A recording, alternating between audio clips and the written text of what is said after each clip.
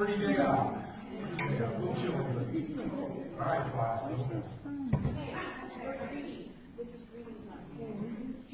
right, I'll just use mine. All right.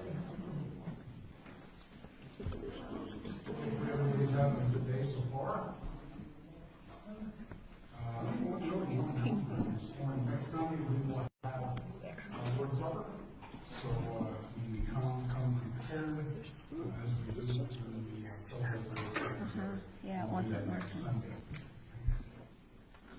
On our prayer request this morning, again, keep those in California in our prayers with the fires, and it's just, I don't know, you can't have your heart just break because of what's happening. Devastation, especially on the scale that's happening. Yes? Yeah.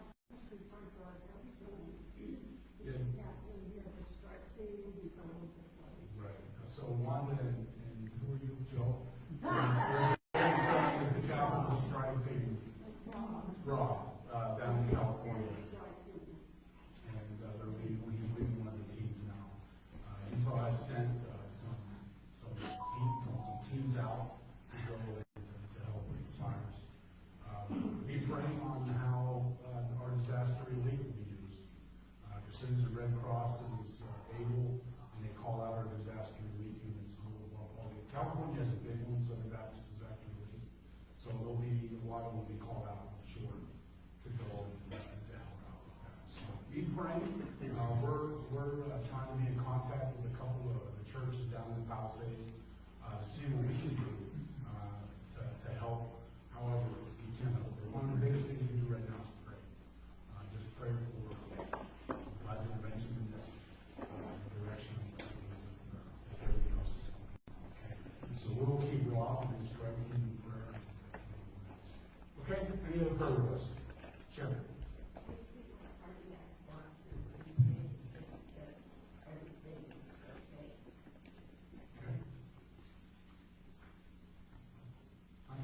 Eric asked for prayer. He's having knee surgery on Tuesday, and his back is really bad right now. And of course, Ann, yeah, Ann needs prayer. Yes, we'll continue to pray for you. Okay. How's Steve going out with us? Pretty good. He will knock me down last week. That's why I was laying on the back chairs. But I won't have pneumonia until the 6th of February because next Friday I have surgery. Okay, anybody else? Eve? Do we need prayer? They're gonna, I only encourage you to find out when they're gonna do surgery on me. And then on the 10th is when they're gonna do my mouth surgery. So keep taking care of your handicap people. I don't know how that's gonna happen, but it's okay. It's okay, we will make it work. Okay, yes. We'll be praying for you on that.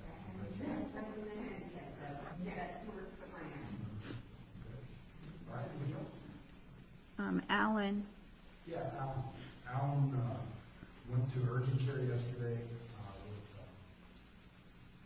severe headache and pain in his neck and sweet elbow. He has influenza, and so he's not here today. So keep him in prayer as he was given an injection for that. So keep him in prayer for healing to him through this time. As Diana takes care of him. Okay.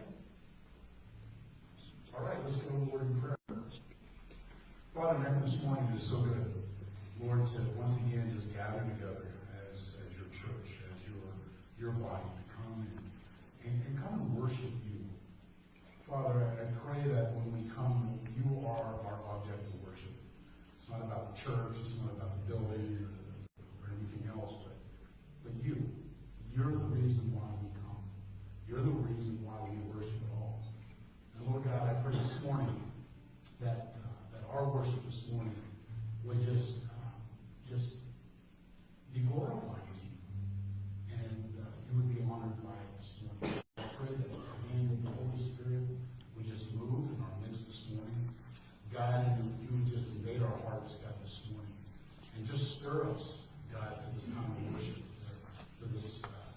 time that we come before you. And Lord, that we would just be renewed, refreshed, and we would just know that we've been in your presence. Father, these prayer requests this morning, we want to raise up to you. God, with the devastating fires in California, those who have family that have lost life, those who have lost their homes, God, we pray that there would be an end to this, that there will be a good outcome to it all in the midst of this devastation. Because, God, that's what you do. You do make good out of things that are so bad. And Father, we just look to you in this. Through this, that there would be those who would just see you in the midst of it all and come to know you, Lord, and they just turn their lives over to you. Father, just be with us now as we continue on in our time of worship, God, and that you may be honored and glorified by our worship this morning. It is in Jesus' name we pray. All right, then stand as we continue on in our time of worship.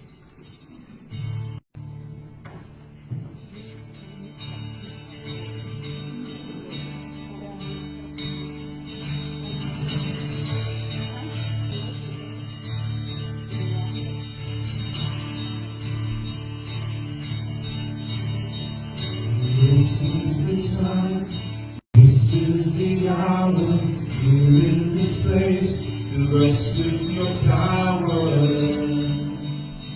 for such a time as this. And here in this moment, here in these trials, here by your mercy, we're filled with your power. For such a time as this, we are watching to see you move. We long for your embrace. You made me for such a time as this. Oh, Holy Spirit, move in this place. Holy Spirit, move in this place. You made me for such a time as this. Oh, come reign in glory and power. Oh, rain down your glory and power for such a time as this.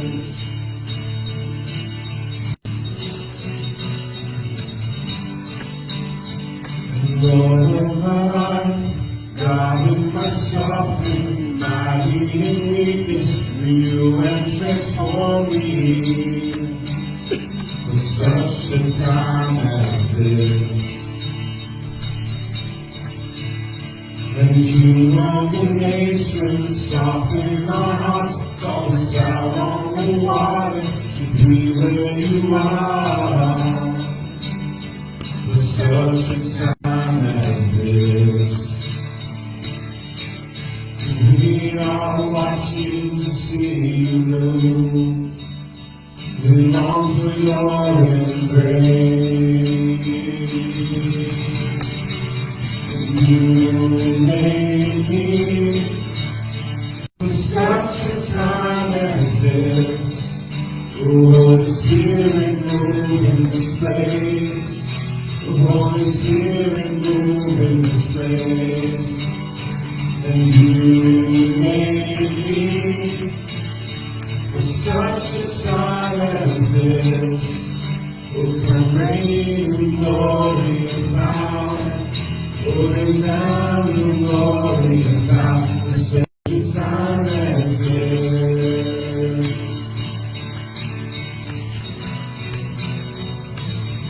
Such a time as this.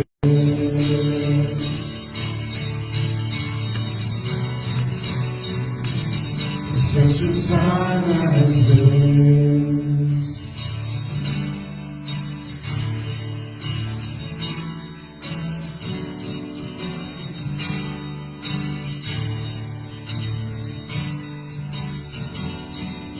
The sun comes up, it's a new day dawning. It's time to sing the song again. Whatever may pass and whatever lies before me, let me be singing when the evening comes.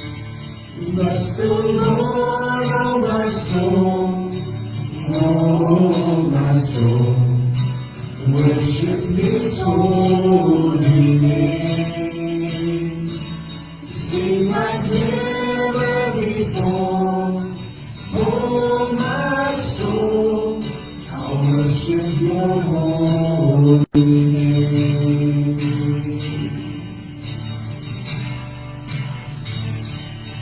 Your grace and love and Your slow to anger. Your name is great and Your heart is kind. From all Your goodness I will keep on singing. 10,000 reasons for my heart to find. Bless the Lord, oh my soul, oh my soul, worship His holy name.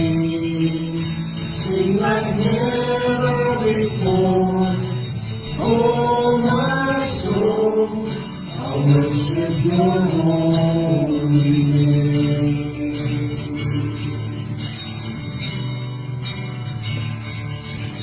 On that day when my strength is failing, years rising and my time has come, still my soul will sing Your praise unending. 10,000 years and yet forevermore. Bless the Lord, oh my soul, oh my soul, worship His holy name. Sing like never before, oh my soul, I'll worship Your holy name. Bless the Lord, bless the Lord, oh my soul, oh my soul, worship His holy name. Sing like never before, oh my soul, I'll worship Your holy name. I'll worship Your holy name. Lord, I'll worship Your holy name. So come Thy fount of every blessing, to my heart to sing Thy praise. Streams of mercy, never ceasing, offer songs of loudest praise. Teach me some melodious song, and sing Thy flaming tongues above. Praise the mountain, fixed upon it, mountain Thy redeeming love.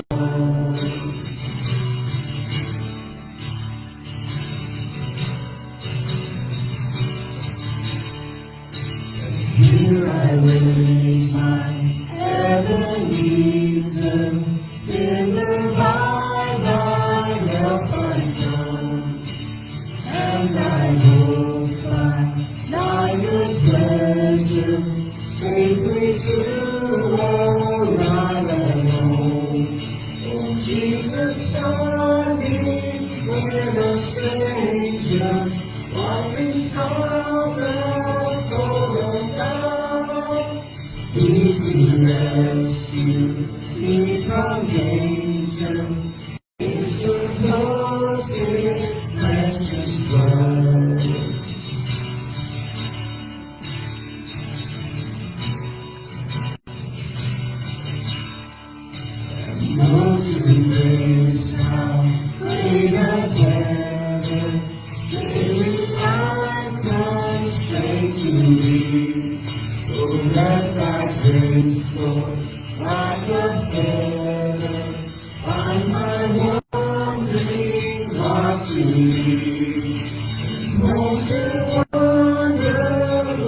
I feel it. Won't you be the God I love? Here's my heart, Lord. Take and seal it. Seal it for my course of love. This is my heart, Lord. Take and seal it. Seal it for my course of love.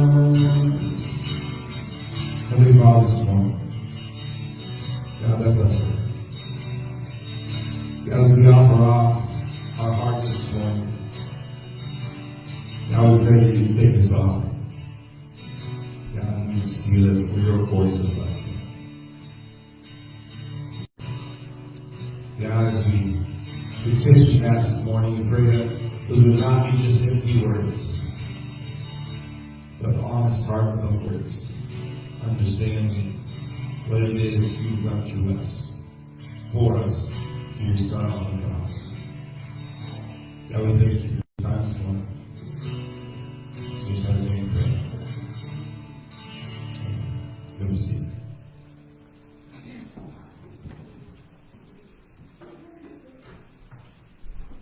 All right, if you take the Bibles, let's go back to 1 Thessalonians. 1 Thessalonians chapter 1. We're going to finish out the rest of this chapter this morning. As we started to look at this first letter of Paul to the Thessalonians, remember Paul had his missionary journey diverted when he had the vision of the man from Macedonia and saying, come over and help us. And so Paul, listening to the Holy Spirit, stopped what he wanted to do. His agenda did not matter. He went and followed the guidance of the Holy Spirit and moved on to Macedonia to go, and that's where we see now that he is in Thessalonica. Paul had just been released from prison in Philippi. He ran into a lot of problems in Philippi, and so he was in jail for a season. Now he's back, and it's him, Silas, and Timothy are the church planners. Tina, can you bring that slider down a little bit? I can hear that. Hi. Just a little bit. And so these three actually planted the church in Thessalonica. Paul then would go and he would continue to talk with them, and he would encourage them. As we learned last week, Paul was encouraging the church and letting them know that what they're doing is good.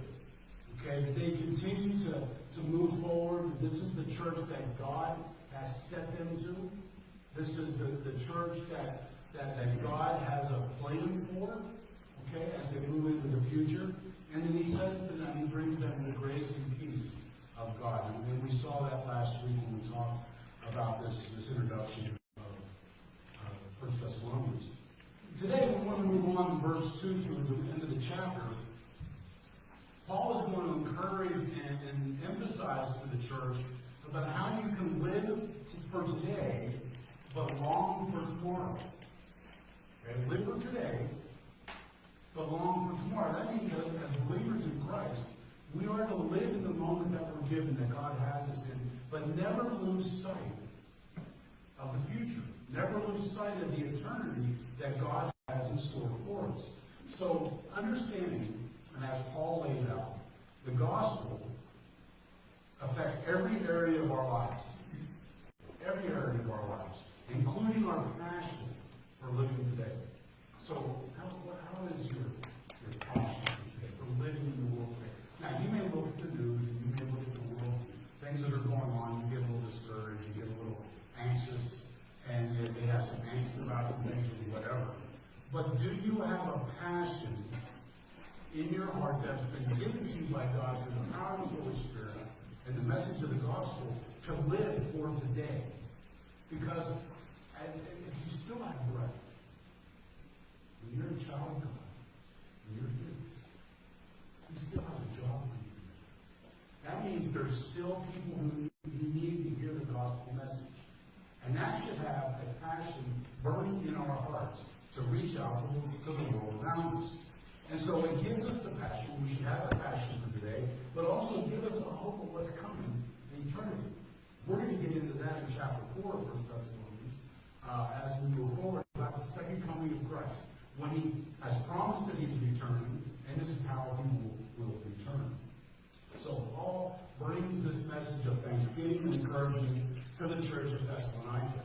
These are the same words that we as a church, even though we're small in number, okay, our church right here needs to be encouraged.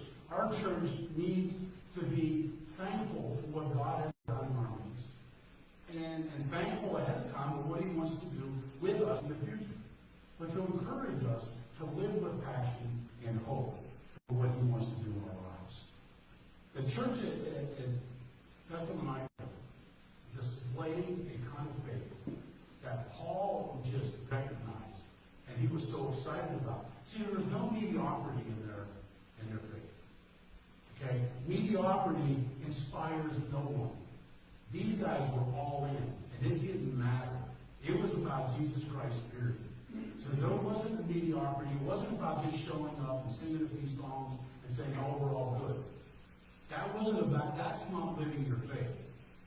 The church of Thessalonica was exploding in the area around them, and they were displaying their faith in a way that caught Paul's attention.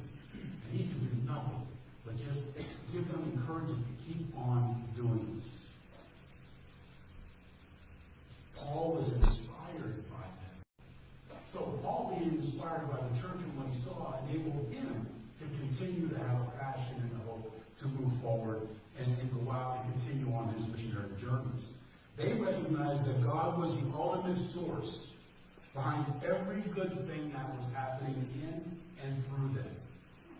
We do that we recognize that everything that goes on in our life, that happens in and through us, God is the ultimate source of those things in our life.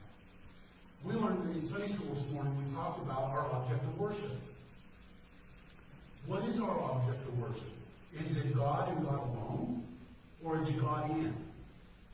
You see, I think we fall short on this. In our churches, we want to add things to this. Oh yes, we go to church and we worship God, but it's God in. It's God and I have to do this. God and I... No, that's not the way this is. If you start setting up these other things to worship, you become an idol worshiper. That's what the Bible teaches. So we have to understand, and that the church of Thessalonica did, is our primary object of worship is God and God alone. This made a big difference in their faith, in how they live their faith in this world. God transforms those that He saves. Okay, understand that? God transforms those He saves. And so we should expect that genuine conversion then will produce visible results. It's not a works-based faith. Okay? Christianity, or walk with Christ, is not a works-based faith where you do things and then you become saved. You do things and then you can be afforded your place in heaven. That's not how this works. For by grace you are saved through faith. And this is not of our own, where it would be of good works, where we can boast about it, but it's a gift of God. So by grace, you are saved through faith. Paul expresses gratitude to God for this, for the display that the Thessalonians were putting out in their community and in the world around them. So we're going to see three characteristics that he points out. First, he points out that they were a genuine church. In verses 4 through 6, now let's go verses 2 through 6. We give thanks to God always for all of you, constantly mentioning you in our prayers, remembering before our God and our Father your work of faith and labor of love, and steadfastness of hope in our Lord Jesus Christ. For we know, brothers loved by God, that He has chosen you, because our gospel came to you not only in word, but also in power, in the Holy Spirit and with full conviction. You know what kind of men we proved to be among you for your sake. And you became imitators of us and of the Lord, for you received the word in much affliction with the joy of the Holy Spirit. And then move down to verse 9. He says, for they themselves report concerning us the kind of reception we had among you, and how you turned to God from idols to serve the living and true God, and to wait for His Son from heaven, whom He raised from the dead, Jesus, who delivers us from the wrath to come. The church was displaying a genuine, authentic faith, a biblical faith, not a man-made faith, not a faith that we want to devise ourselves in the world that we live in, because we are human beings and we want to have something that makes sense to us. And so we will devise certain. We talk about pictures and statues and engraved images that we have in churches sometimes to try to help us depict who God is. We fall miserably short of who God really is. But God himself says he will not make any engraved images. So statues and things like that should not be part of our worship, because we end up worshiping that statue or that engraved image. An authentic faith, a genuine faith, means that we recognize the God of the Bible and he is our primary object of worship alone. And this is what the Church of Thessalonica was doing. They stood out like this. They stood out, and Paul was excited to hear what they were doing, and that their faith proved to be real. Now, how do you know the faith proved to be real? Because the way they lived outside of the church setting, the way they lived outside of when they congregated together, their message was getting out to a world that needed to know who Jesus was, and there was no compromise. There was no compromise in who they were and what the message was. They talked about Jesus and him alone. Paul's whole emphasis in his ministry was to preach Jesus crucified and risen and coming again. And that's what Paul did. Upon his conversion, Paul changed and was transformed by the saving power of the Holy Spirit. The love of the church of Thessalonica, their love was resolute. Okay? It wasn't wavering. It wasn't, oh, I'll love you 1 minute and I'm going to hate you the next minute. I'm going to love you until you do something wrong and then I'm not going to love you anymore. That's not how they work. And their hope was enduring. Their focus was on the future. Living in the now, sharing the love of Christ, who had showed the love to them, who are indwelled by his Holy Spirit. They were showing that resolute love now in their setting, but with a hope for the future. Okay, they had it fixed. They were ready. But they knew that while they were here, they still had work to do. Their Christian walk meant something to them. Their Christian walk meant something to them. We could probably go through our churches in the Western Hemisphere, and we can ask people, what does your Christian walk mean to you? And I bet you will have a plethora of answers. You will have so many different answers. Some will align biblically, some probably not. But here the Church of Thessalonica was united around the genuineness and the authenticity of the gospel message. And that's what was important to them. They were fixed on their object of worship, which was God himself. So we see there was a genuine conversion that took place in the Church of Thessalonica. See, a genuine conversion changes our direction. It changes our direction. We're going one way. Before we know Christ, we're heading down the road. We're going one direction, one way. Jesus Christ enters in, like James McDonald says, you know, I was walking down the street being too sexy for my shirt, and I dropped a boulder on my life. Okay? This is what we do when we change directions. And I'm going to tell you, church, this morning, God allows U-turns. He comes in and he makes a difference and a change in your life, and you change direction. And that's what the power of the gospel does.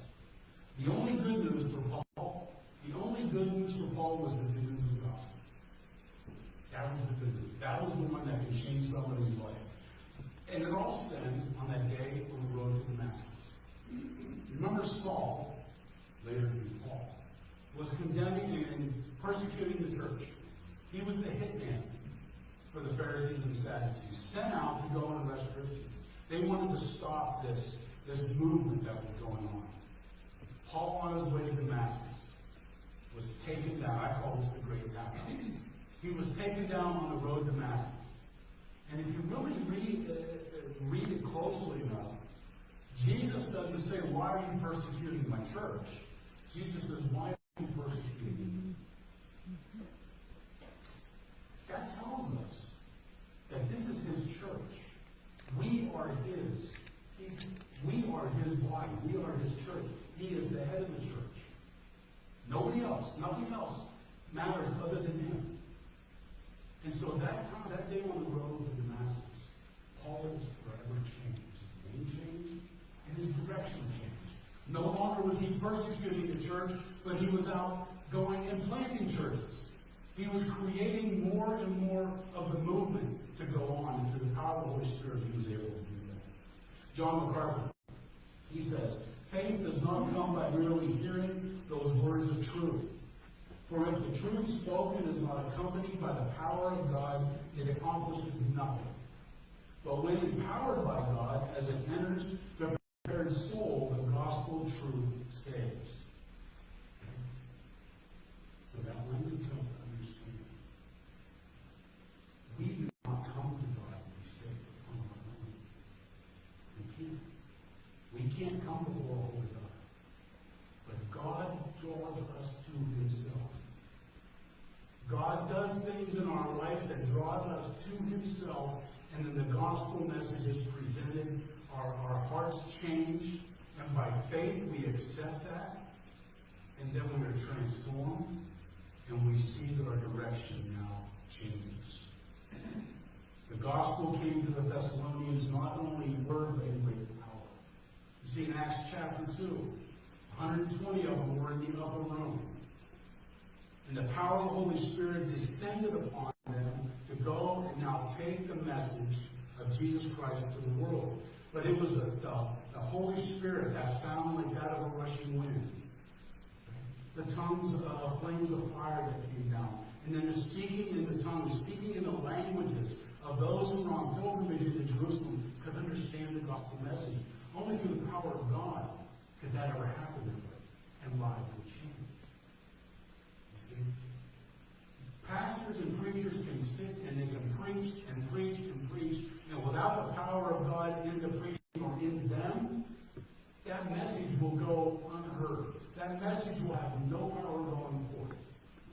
And unless the receiver, the one who hears the message, opens up his heart and his mind to what God wants to say to them and allow God to draw them closer to him, they're not going to hear the message. They'll hear it, but they won't hear it. So it has to come in unison with the power of Almighty God. We will recognize the divine words of the gospel when we allow the Holy Spirit to open our eyes and our hearts to truly understand the gospel message. Church, have we done that? Have we truly opened up and allowed the Holy Spirit to open up our eyes and our minds to the message, the true message of the gospel? Have we allowed him to do that? Or do we just want to take it as we feel we understand it? Big difference. Our direction changes. And it may come to a high cost to our personal welfare. And I think that, a lot of times that scares people off. This Christian thing, it's neat stuff, it's good. I feel it, but I don't know. If I make a decision, I could be like them, and I could be persecuted, and I could be, there's a possibility of that. And what happens if you don't accept Christ? What happens if you don't do like Jesus told Nicodemus in John chapter 3, when he asked about how does one have eternal life? And Jesus told Nicodemus, you must be born again. Now, I grew up in a system when you heard that term, it was like, oh, well, wait a minute, no. That's exactly what the Bible teaches. You must be born again. It's not a matter of doing certain works or certain things within your church to get you there. No. You have to have a heart surgery done on you by Christ, by his Holy Spirit, and transform you and change you. It's a spiritual rebirth. Because Nicodemus, of course, he goes back to the logic of who we are humans. Oh, how can one be born again of a woman when he's already been born once? And Jesus was like, I can just see Jesus scratching his head. Nicodemus, you're a teacher of the law and you don't know these things. It's a matter of having a spiritual change, a spiritual rebirth. You see, we're born with the Spirit, with a spirit, to be able to come and worship God. That's how He created us. Okay? But there's also a hole in our heart that can only be filled by God. And at that point, when God starts to draw you to Himself, is He wants to fill that hole. And He wants to change you. He wants to change your direction. He wants to change your attitude. He wants to change everything about you. Have that spiritual renewal. And then you can come into a relationship. So genuine conversion changes our direction. It also changes our affection. Changes our affection. Paul tells us in these verses that they were drawn to God in verse 9. For they themselves report concerning us the kind of reception we had among you, and how you turned to God from idols to serve the living and true God. The direction was changed. They turned to God, but their affection changed. Okay? What are you drawn to? What are you drawn to? What has your affection? Think about it. Oh, wow, Jesus. Is there a Jesus alone? Is there a Jesus in it? Because if we're honest with ourselves, there's things in our lives, in our daily lives every day, that draw our affections, that pull us away from spending time with God. And it pulls our affection away to make us think that we're doing something worthwhile. Okay? But what are we drawn to? What grabs our affection? You see here through the church of Thessalonica what happens when we embrace the gospel wholeheartedly. We also read throughout the Old Testament and in the New Testament what happens when we embrace other idols and other forms of worship wholeheartedly. Now, which side of this equation do we want to be on? When we turn from our idols, which is an act of repentance, okay, we turn to God, which is an act of faith, and we commit our lives to Him, which is an act of service. It's not rocket science. It's just, what was it, Jack Webb on Dragnet? Remember? Just the facts, man? Just the facts. These are the facts of this. When you turn from those things of the world that have your affection, it's an act of repentance. You recognize that you have turned from God and you have accepted the things of the world, either trying to be equal with God or even greater than God. And you repent from that and you turn away from it. To turn to God now means it's an act of faith. That you're going to trust Him. You're going to give your life over to Him, and you're going to trust Him with your soul. And then when you come and you commit your life to Him and say, okay, you're my Savior, but you're also my Lord, that's an act of service. That you're willing to go and do whatever God has for you and not make excuses why you can't do it. Remember our friend Moses? He tried that. Moses, I'm going to send you back to Egypt and go talk to Pharaoh. I'm going to rescue my people. And what did Moses say? Well, not me. I don't speak well. He tried to get out of it, and what did God say? He says, right, you can't. But Aaron does, and I'm going to send Aaron with you. Not instead of you, with you. You see, when God has called us to something, He'll equip us. But man, we oftentimes try to get out of it. We try to skirt around it and say, well, I don't believe God's called me to that. Is that really the case? Or do we just don't want to do it? You see, we have to just turn it all over to God and allow Him to do what He wants to do in our life. And we will see genuine change take place. We really got to get to the point I think the churches like in China and in Russia, and some of the third world countries have more of an authentic, genuine faith than the church in the West. Because all they have is God. A lot of them don't even have a building. A lot of them may not have a pastor. But they have God, and that's who they trust.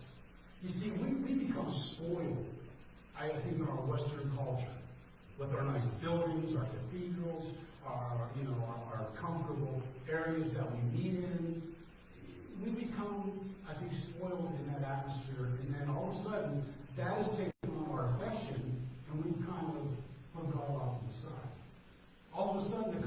that's more important than the worship of God. The next business meeting, so we can figure out what to do with the money that we have, becomes more important than what God wants to do with the resources He has given to us. So we really have to take a really hard look. Is what are we drawn to, and what really has our affection? See, change is difficult. It's easier for us to want to stay in our nice little niche and in those things that make us comfortable. You see, coming to Christ it's not trying Jesus on. It's not like you go into a clothing store and you go to the dress room and you try on a coat or a pair of pants or whatever. Christianity is not trying on Jesus to see if He fits into the wardrobe of our lives. Okay? But rather having Him totally do a wardrobe makeover on us and clothing us with Himself. That's what we've got to be willing to do. We need to be willing to have Him strip off the old self, the old way of what we thought and what we did, and allow Him to clothe us in a newness, in His righteousness. And then we see all these things change. It's a matter where we have to turn away from what is false and temporal. So those things that Satan sets up as just blatant lies and wants to cloud our minds with and our lives with, and the things that Jesus warned us about that would easily go away, easily could be stolen, they could just wear away and rot. And we need to focus on those things, that which is true and eternal. So the question is going to come down to, do you believe that Jesus Christ is who He says He is? Is He the way, the truth, and the life? Period. No wiggle room around this. He and He alone. Is He the one who is the affection of our lives? Is He the one we are drawn to? And do we believe that our relationship with Him would be an eternal relationship as He's promised? This is where you see when a genuine conversion changes our affection of what we focus on. And then genuine conversion also changes our perception on how we see things. In verse 10, it says, "And to wait for His Son from heaven, whom He raised from the dead, Jesus who delivers us from the wrath to come." To wait for His Son from heaven. Okay? You know, you can visit a cemetery, and I mean, just go there and be quiet, and it can change your perception on what you think about life. It can change your perception of maybe what you think about the future, about eternity. Life as we know it here will not last forever in human form. Eternity will last forever. And there's two places in eternity where a person will end up. It's either in heaven or in hell. And they will last forever. It will be for eternity until the end time when God will cast them all into the lake of fire. Except for those who are His. So it can change your perspective. So are we living today for today? And are we longing for that eternal relationship, that eternal, the eternity that we'll spend with Him? And go back to the book of Revelation and read. And we'll talk about that. It's about those who are in Christ, who will spend an eternity with Him. See, learning about and anticipating the future return of Christ helps us live in the moment. It helps us live in the moment, but still maintain the hope for eternity.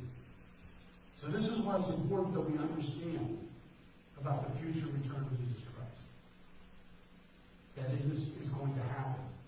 If He kept His promises to us throughout the Bible, why would this one be any different? Do you trust what He says?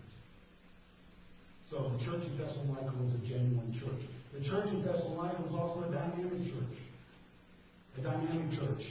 Verses 2 and 3 says, "We give thanks to God always for all of you, constantly mentioning you in our prayers, remembering before God, our God and Father, your work of faith and labor of love and steadfastness of hope in our Lord Jesus Christ." Those three phrases are so vitally important. They just didn't come to know Christ and then come and sit. We sing a song that says, standing on the promises.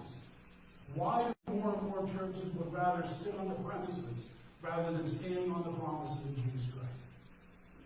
This is what happens. Because you come and you listen, and churches listen here, and they sit here and they listen, but they do nothing out there when they're standing for Christ, when they should be standing for Christ.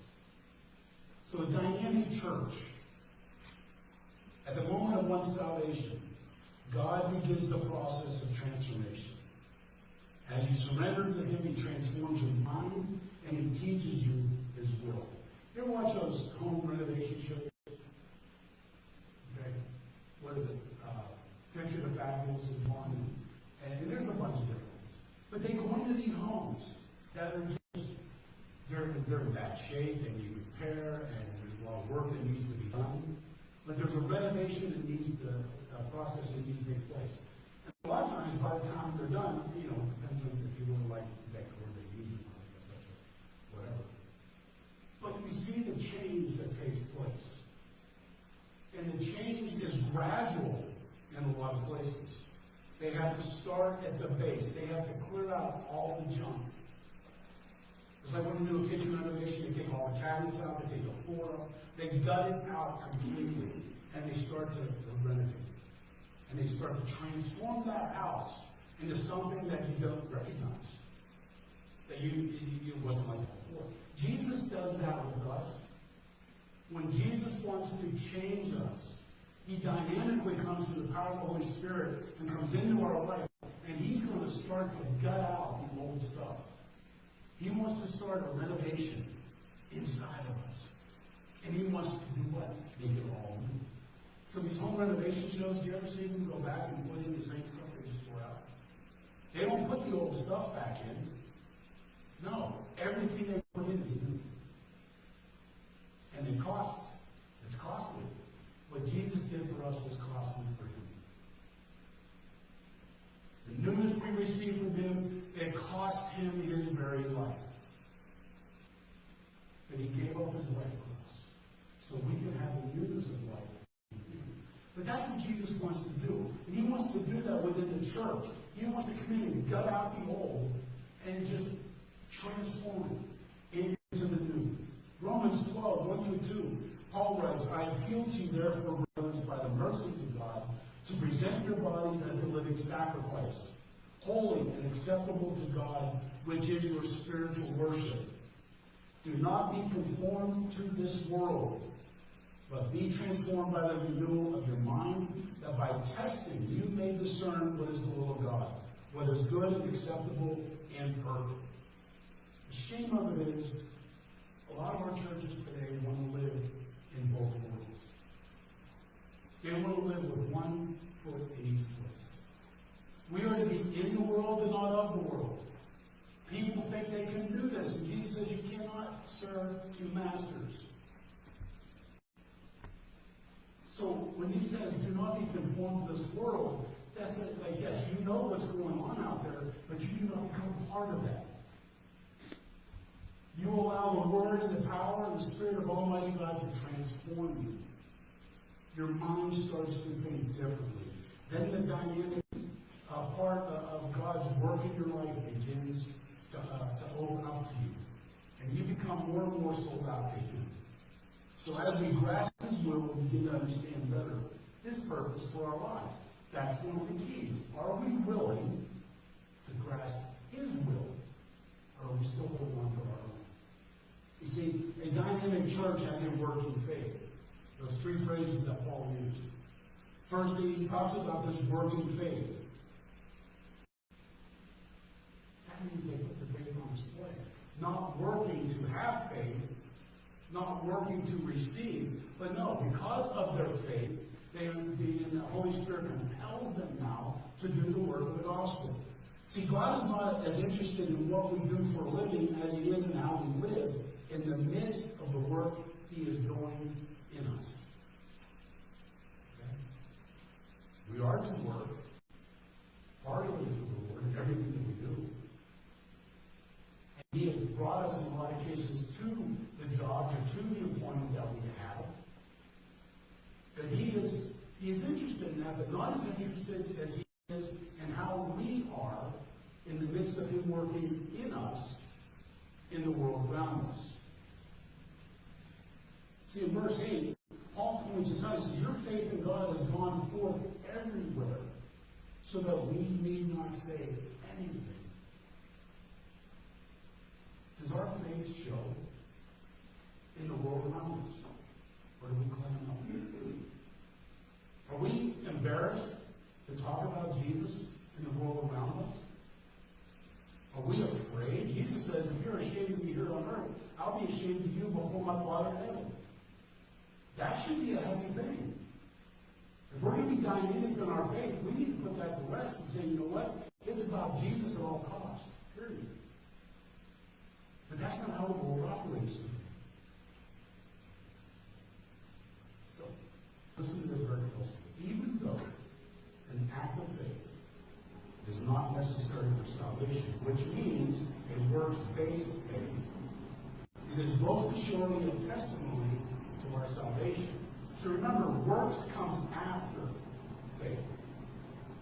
Because again, when you go back to Ephesians chapter 2, verses 8 through 10, for by grace you have been saved through faith, and this not of your own doing, is the gift of God, not a result of works, so that no man may boast. For we are his workmanship, created in Christ Jesus for good works, which God prepared beforehand that we should walk in them. Okay? So it's not by doing a whole lot of things that you are saved, and then you have faith. No. You have faith with the grace of Almighty God, and because of that faith, you are submitted to him. He is allowing you and giving you what you need to do the works that he's already predestined for you to do. So that tells us God has a plan and a purpose for each and every one of us sitting here. And as long as we still have breath, we're not done. He's not done with us. We can't just sit back and rest on our laurels and just say, go home. No, that's not how that works. God still wants to use his church. God still has a plan for his people. Genuine conversions then bring on a dynamic faith. It brings on a faith, a working faith. It also brings on an authentic love. An authentic love. Again, this is a love that is so different than what the world displays. The church of Thessalonica had a love that was real. People felt it. People could see it. It wasn't one that just flew by night and would change by tomorrow. That's not how they operated. They showed a love for each other that sent out a profound message to the world around them. Shame, I've said this so many times in our churches. Christians tend to shoot their women. Oh, you're down, you sin, oh, you do this, we're going to outcast you. No, that's not how this works. It's called forgiveness.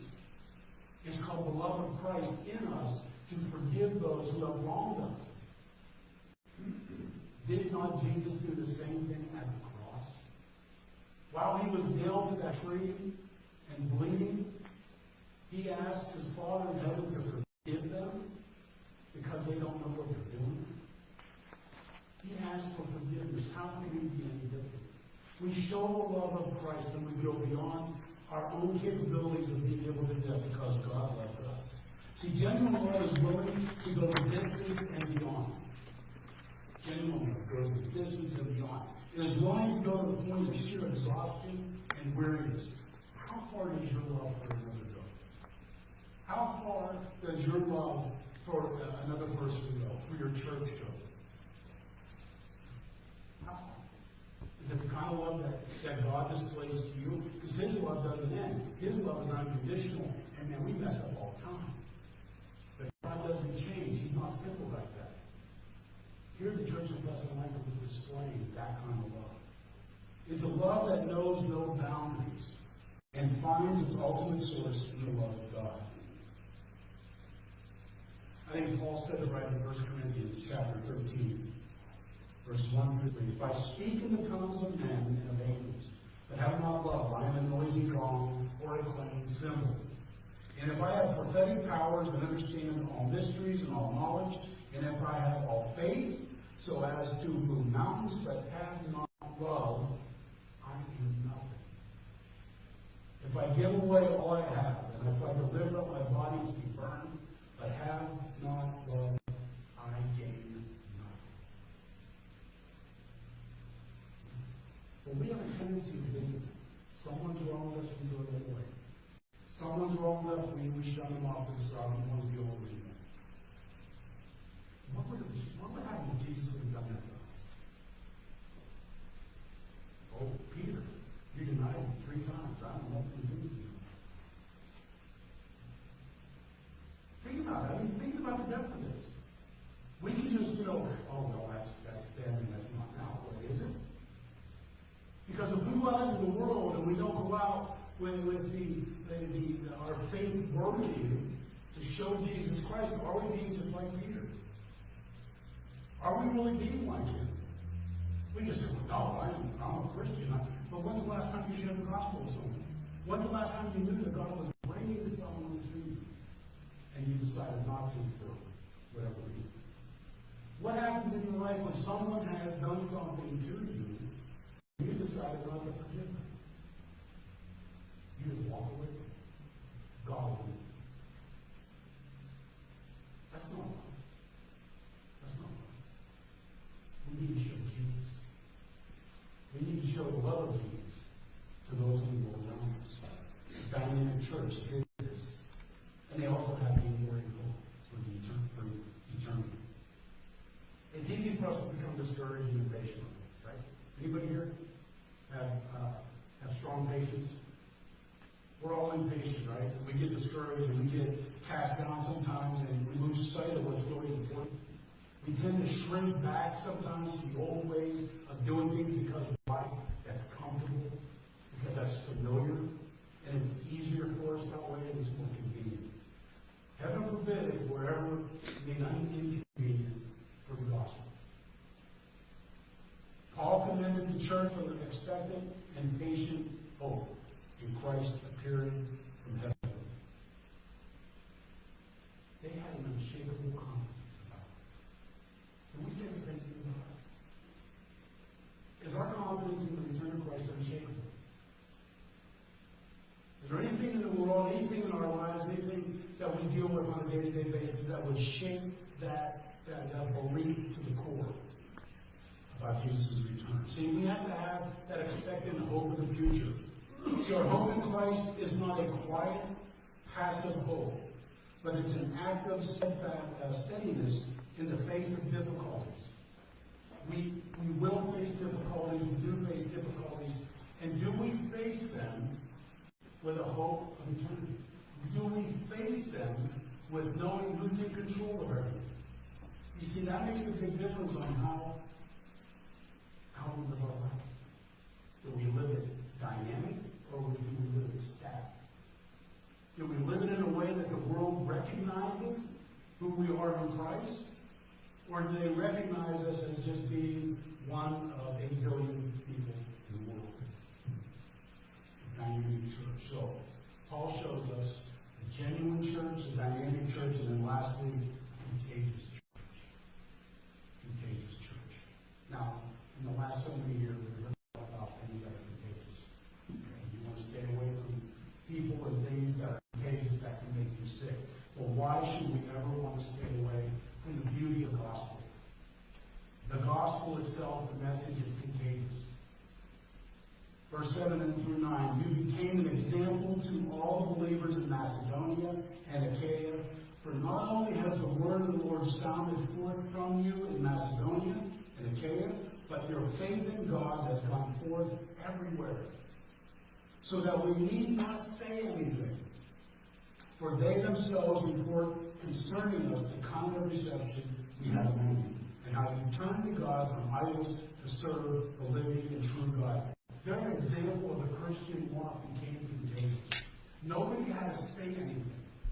They could just be out in the marketplace and people would see this, and all of a sudden, I want to be like that. What is different about you? And all of a sudden, they were drawn to what Jesus was doing through the church. And folks, he does that with us. So this is the only thing I can say.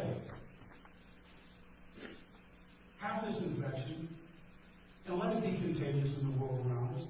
Let Jesus come into our lives at a point that the world wants to know more about who we are and who He is. Let the gospel message transform them and change them. Acts 1:11. Jesus just ascended into heaven. You notice it, right? Jesus just ascended. And they're standing there, just looking. Right? Two men in white robes were there, and they said to them, Men of Galilee, why do you stand looking into heaven? This Jesus who was taken up from you into heaven will come in the same way as you saw him go into heaven. So he's saying to them, why are you just standing there? Get busy.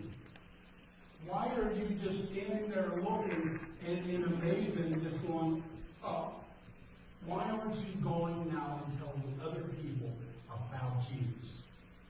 Giving them that hope for the eternity because He is coming back. So being contagious, are we contagious in our proclamation, in our proclaiming Jesus Christ, in sharing the gospel? These people in Thessalonica were doing just that. See, in America, we have an abundance of religious philosophies for people to choose from. There's a bunch. All kinds of different things. I shared with you before when I was on hospice chapel. And one of the folks I went to visit had the bookshelf up on it. She had every known religion in the world, the book on it. And I asked her, I said, why all the different ones? She goes, how did she put it? She goes, that way I know if I know them all, at least I know one's right. Yeah, no, that's not how that works. Again, you've seen the bumper sticker with all the different religious symbols that coexist. Biblically speaking, that does not apply. It does not work. It cannot coexist in the spiritual realm. Yes, we live amongst each other in the world around us, but when it comes to that point of the end times when Jesus returns, no. That's not going to happen. Only those who have been called into a relationship with Jesus Christ will enter into eternity with Him. It says that He will separate the sheep from the goats. The sheep are those who are His sheep, His flock. The goats are those who deny Him, who went all these other routes. They will not make it to heaven. So, are we proclaiming Jesus Christ? You see, the issue stems that they look at Christians today snidely and in a bad way because we exclusively claim Jesus as the only way to salvation. The true biblical Christianity proclaims Jesus as the only way unto salvation. The world doesn't like it. Remember, there's many ways to God. No, one. There's only one. The gospel, the good news of Jesus Christ, stands alone as God's redemptive message to a lost world that so desperately needs Savior. Jesus and Jesus alone. And then lastly, are we contagious in our passion? Over in Acts chapter 4, verse 8, Peter, filled with the Holy Spirit, said to them, to the crowd that was gathered, and the rulers are the people and elders. If we are being examined today concerning a good deed done to a crippled man, by what means this man has been healed, let it be known to all of you and to all the people of Israel that by the name of Jesus Christ of Nazareth, whom you crucified, whom God raised from the dead, by Him, this man is standing before you well. Verse 11, this Jesus is the stone that was rejected by you, the builders, which has become the cornerstone. And there is salvation in no one else. For there is no other name under heaven given among men by which we must be saved. And then over to verse 19, but Peter and John answered them after they were told to quit preaching Jesus. They said, whether it is right in the sight of God to listen to you rather than to God, you must judge. For we cannot but speak of what we have seen and heard.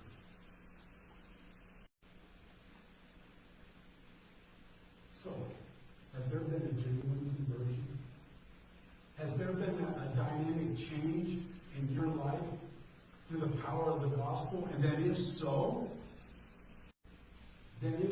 we need to be contagious in our passion on how and who we preach to, and the message that we're bringing. Whether it is right in the sight of God to listen to you rather than to God, you must judge. For we cannot but speak of what we have seen and heard. Do we have that kind of passion in the world around us? Do we have that kind of passion in our work, in our schools, in our own families? You see, such good news needs to be shared, and it needs to be shared with an excitement and a great sense of urgency. We don't know when Jesus is coming back. All we know is that when he does come back, that will be it. And there will be many people that will spend eternity in hell, separated from him, because they were not transformed and changed by the gospel message. And it could be because we didn't share it. We need to be about his business. We need to follow the example of the church of Thessalonica. Be a genuine church that has a dynamic message and a dynamic passion for that message, and then go out and just bring that to the world around us. So, how do we apply this to our life? First, let's be grounded in our relationship with Jesus. Be grounded in our relationship with Jesus. Was it a true an act of faith on your part to come to God through his grace? Be grounded in that. Be grounded in, is he the only one in your life that you're drawn to? Is he the object of your worship? Is he the affection in your life? Second, let's be passionate about our calling. God has called us to a great work. He has called us to a great life. Are you passionate about that? Or are you just, it is what it is? I'm sorry, but eternity with God is not going to be, it is what it is. So let's be passionate about what God is. You see, our relationship with him, he has called us to that. That's a calling in itself. So let's be passionate about that. Third, let's be hopeful about the future. Live your life now, in the moment. But like I said before, things that happened in our past, don't dwell or don't live there. But don't think your circumstances define you. Jesus defines you. And if Jesus defines you, then your hope for eternity should have a whole different outlook than those who are lost in the world. And then lastly, live for today as you long for tomorrow. Live today with that hope of the eternity, that Jesus is coming. When can we get to chapter 4? Chapter 4 is fantastic. Because he's coming. He's coming. I had this discussion this week with someone about when Jesus returns. Questions are being asked, so I'm going to keep exploring this. Because when Jesus comes, it's going to be an active worldwide event. It's going to be phenomenal. Let's just make sure we're ready. We're excited. We have a hope for that return. Amen? All right, let's pray. Father, we thank you, Lord God, that you have called us to that relationship with you. Those who have stepped out in faith and accepted you as the Lord and Savior, God, we just are so grateful for your grace. We're so grateful for the sacrifice that you made, that you didn't want us to walk in darkness. You didn't want us to continue just to go down that road of sin. But you made a way for us to come out of that. And that way is Jesus Christ. God, I pray this morning, if there is one here this morning that does not know you, I pray, God, that you would stir their hearts and you would draw them to yourself. And today would be that day that they would come and make you their Lord and Savior. They would start living their time now with that hope of eternity. Change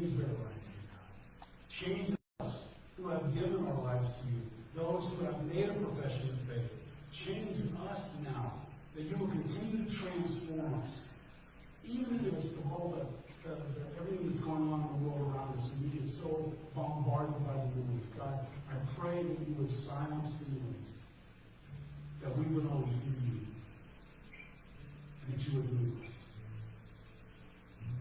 God, have your way with us. Lord, we just want to give it all over to you now. It's in Jesus' name we pray. Amen. I'd ask you to stand and join your song of invitation this morning. The invitation is a chance for you to respond to what you heard this morning in God's Word. Out here at the front, if you have a decision that you want to make, maybe it's come to know Christ for the first time, to recommit your life, just prayer and intent. Out here at the front, would you come as God's Spirit leads you this morning?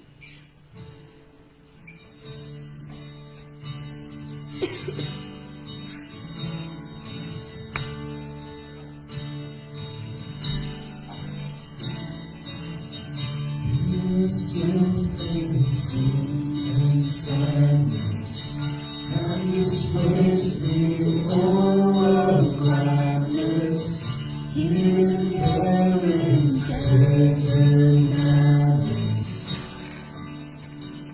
Oh, weary and dry, cannot run or walk, I'm falling. Let this shame I hear you calling. Clouds of mercy, raindrops falling. Go down, Lord. I need a downpour, so come like the rain, and wash every stain. Fall upon me, Jesus, the river of God, flooding with joy, rise up in me, Jesus.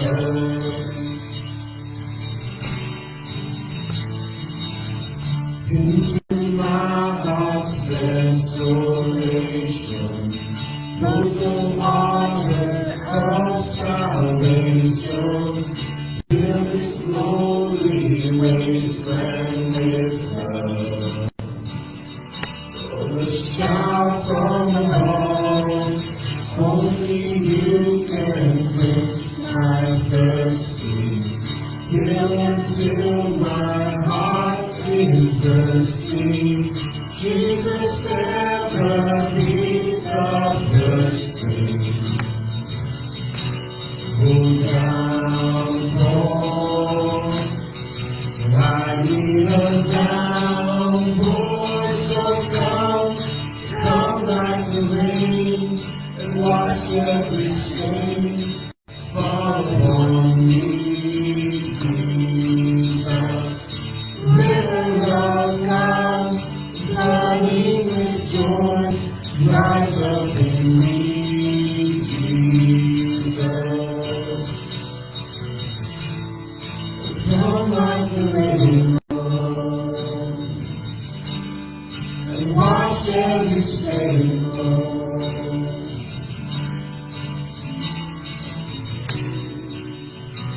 Come down, Lord, I need a downpour.